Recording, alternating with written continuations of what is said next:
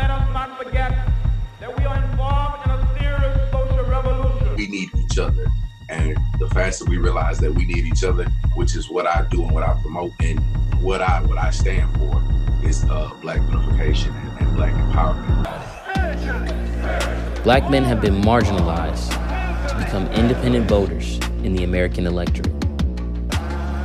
With over 14.4 million eligible voters, Black men are the fourth largest voting group in America.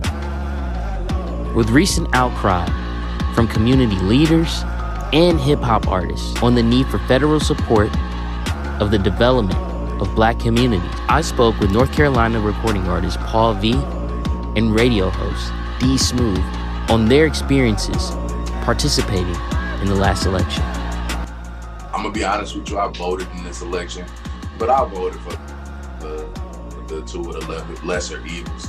I don't really think here in North Carolina there was a candidate who was saying, hey, we want to help the person who's looking to build things and create for their own. I didn't hear anything about socially changing the climate for Blacks to actually start living in the places that lower ratings of crime. I didn't hear any of that. But I know Trump ain't about that. So, you know what I'm saying? It's just choosing a lesser of the two or evils. For me here in North Carolina, I was really focused on who's going to allow for the individual to do a little bit more themselves, right? To have a little bit more freedom. You want to focus on things like the economy and infrastructure and how your day-to-day is, but things have changed so much this year with COVID, it kind of skews it.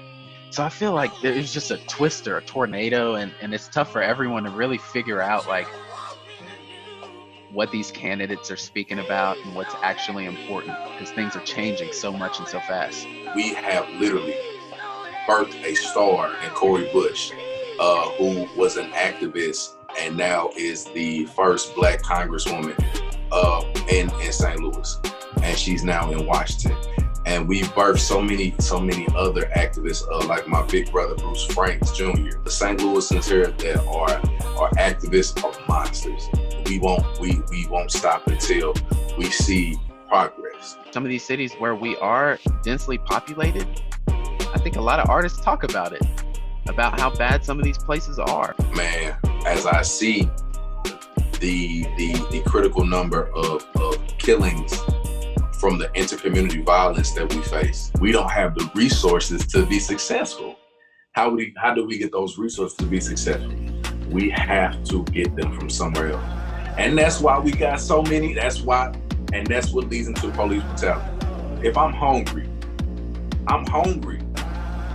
I gotta find a way to eat. I'd rather have our leadership be more like Dame Dash, right? Working outside of a structure like the government, but being entrepreneurial. I'd rather look towards those types of people than a Barack Obama.